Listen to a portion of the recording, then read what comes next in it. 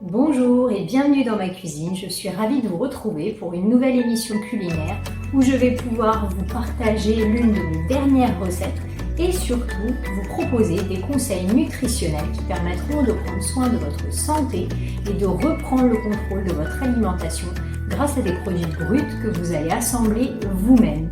A tout de suite!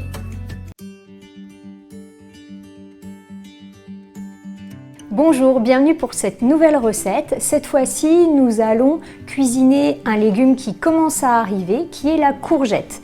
Elle va se trouver sous deux formats. Vous allez donc diviser votre courgette en deux, donc vous en choisissez une de bonne taille et vous allez à la fois râper une partie et à la fois faire des petites cubes avec l'autre partie. Ensuite, on va choisir des pâtes. Alors ici, j'ai choisi des pennes sans gluten à base de farine de riz intégrale. Alors c'est une sorte de farine qui est très intéressante pour les personnes qui ont des problèmes de sensibilité avec le gluten. C'est d'ailleurs mon cas. Donc il faut trouver des alternatives qui sont bonnes pour la santé. Mais dans tous les cas, vous pouvez choisir des pennes à base de farine de blé. Alors, si vous avez envie de prendre soin de vous, préférez plutôt des pâtes complètes ou semi-complètes pour être rassasié longtemps et éviter de créer des pics de glycémie. En plus, pendant le confinement, beaucoup de personnes m'ont dit qu'elles avaient des envies de manger, des envies de sucre.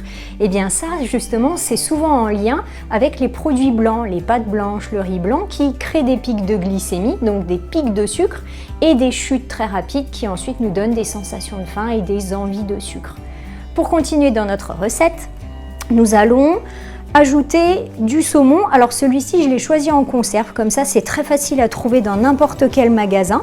Choisissez de préférence un poisson sauvage et sur la boîte, vous voyez, il y a un petit label bleu noté MSC. C'est un label de pêche durable pour lequel vous pouvez justement faire confiance puisque les pêcheurs font attention à la période de reproduction des poissons et aussi à l'endroit où ils vont pêcher et au mode de pêche.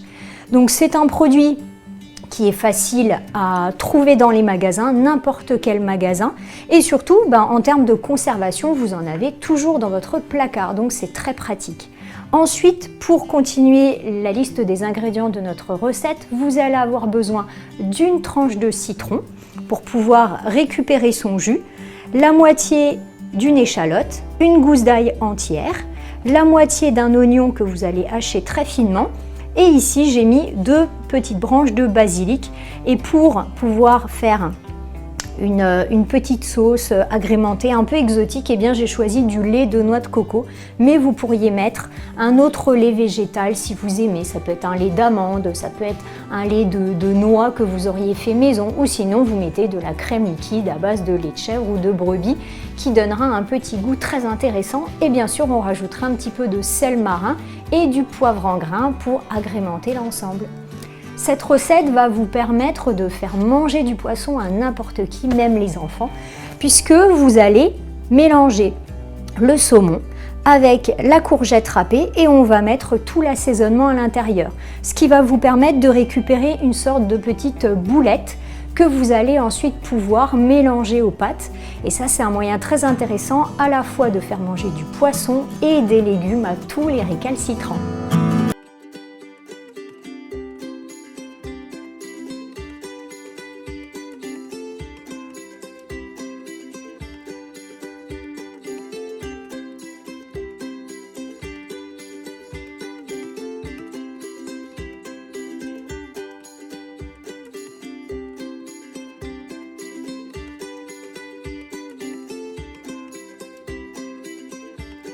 À présent, on va faire notre préparation pour faire notre haché de poisson.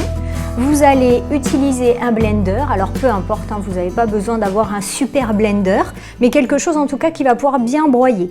Vous allez mettre en premier le poisson, donc, qui était en conserve, bien sûr vous videz le jus avant. Ensuite, on va mettre la gousse d'ail, l'échalote, donc là vous n'avez pas besoin d'enlever le germe, vous le laissez. Et on va mettre notre oignon. Alors c'est vrai que l'oignon, vous auriez pu ne pas le lâcher au préalable. C'est vrai que moi je l'ai fait. Vous allez donc mettre le jus d'une tranche de citron, pardon. Hop, donc là moi j'ai un petit outil qui est très pratique. Vous voyez, hop, on écrase, ce qui permet de pouvoir donc éviter d'avoir les pépins et toute la peau qui sera dans votre préparation. Ensuite, vous allez mettre vos 2 brins de basilic. Donc là, le mieux c'est de les laver au préalable. Vous les rincez bien sous l'eau claire. Vous pouvez laisser la petite branche puisque de toute façon ça va être broyé.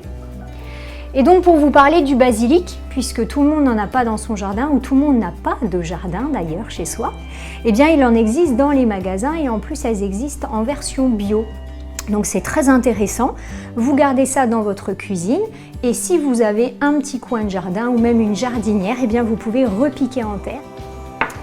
Ensuite, on va donc ajouter notre lait de noix de coco, 50 ml,